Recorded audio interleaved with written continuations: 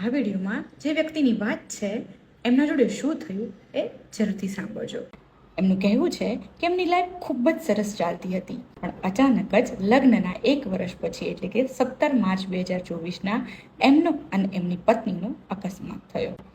અકસ્માતમાં બંનેને અમરેલીની હોસ્પિટલમાં ખસેડવામાં આવ્યા.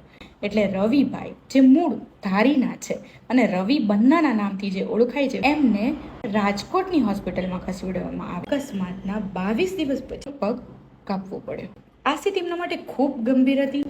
આર્થિક મદદ માટે ઘણા લોકોએ મદદ પણ કરી. અકસ્માત ઘણું બધું બદલી દે છે, જેમ મારી લાઈફમાં બહુ બધું બદલાયું. પણ એમના પત્નીએ રવિભાઈને ક્યારે પણ અહેસાસ ના થવા દીધો અને હાલમાં નજીવી નોકરી કરી અને પોતાનું ગુજરાન ચલાવે છે. સોશિયલ મીડિયાના માધ્યમથી નાની મોટી ઇન્કમ કરવા માટે અથાગ પ્રયત્નો કરે છે.